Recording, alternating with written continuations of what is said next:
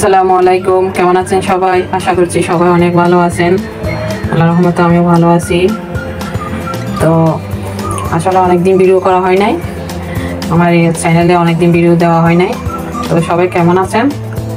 অনেকদিন পরে আজকে আমার ভিডিওটা যাবে।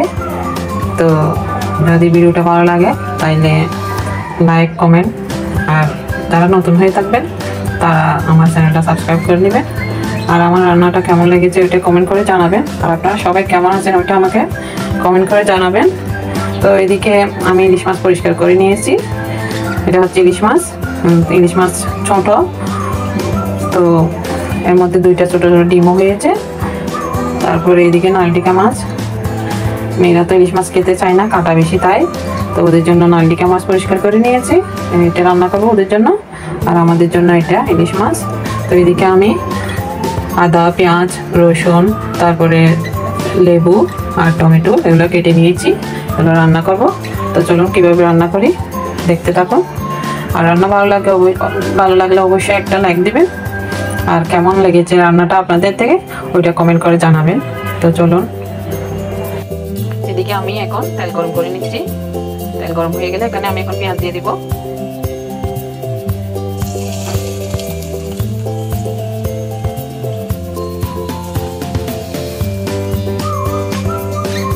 তো পেঁয়াজগুলো এখন একটু লাল লাল করে ভেজে দিব।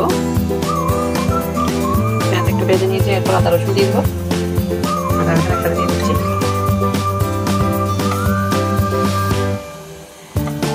পেঁয়াজের সাথে টমেটো মিক্সচার করে নেব, কষিয়ে নেব। টমেটো দিয়ে দিলাম।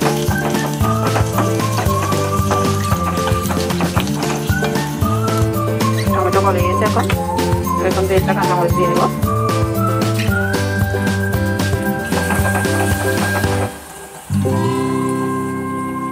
এরপর দিব এখন পাঁচফোড়নের পাউডার।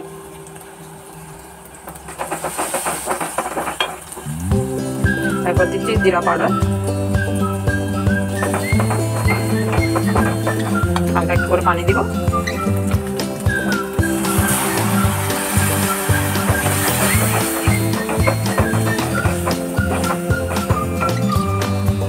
পানি দিয়ে এখন একটু কষিয়ে নিব। তো এরপরে এটা হচ্ছে ধনিয়া পাউডার, এটা হচ্ছে হলুদ, সবগুলো চামচ করে দিচ্ছি। আর হচ্ছে মরিচ। তো এখন একটু নেড়ে নিব।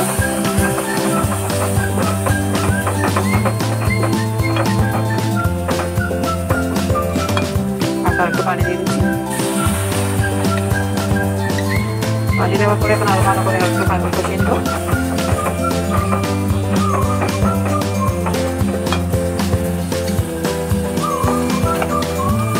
লবণ দিয়ে দিচ্ছি।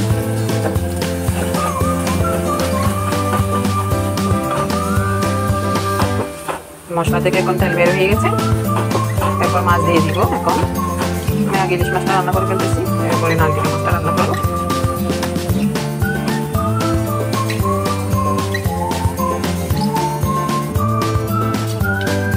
মাছ দিয়ে দিচ্ছি।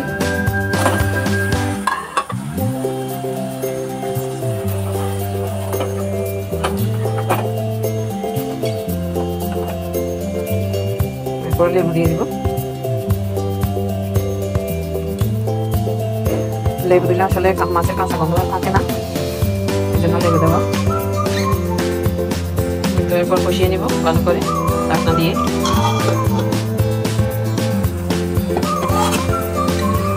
মাছ ঢুকে গেছে, এখন টমেটো দিয়ে দিব। দেওয়ার পরে একটু দিয়ে দিব।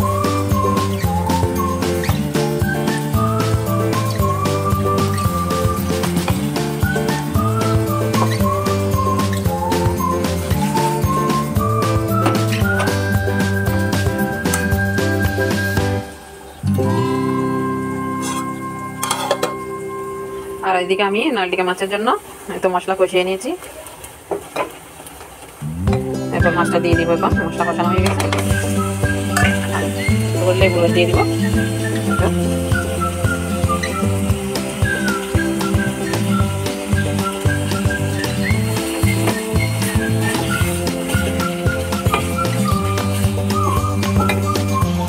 এটা এখন ঢাকনা দিয়ে কষিয়ে নিব।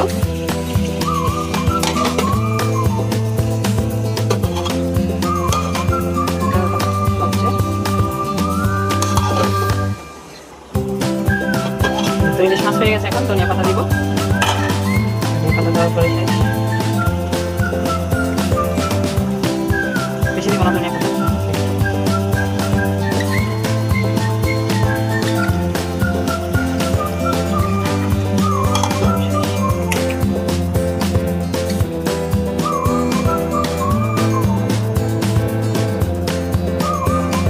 এদিকে নারকেল মাছটাও হয়ে গেছে, আমি চুলা দিয়ে দিচ্ছি আর টমেটো দিয়ে দিয়েছি। তো দুইটা রান্না আমার শেষ এখন। তো কেমন হয়েছে কমেন্ট করে জানাতে ভুলবেন না, আর একটা লাইক দিতে ভুলবেন না। আজকে এই পর্যন্ত, সবাই ভালো থাকবেন। আল্লাহ হাফেজ, আসসালামু আলাইকুম।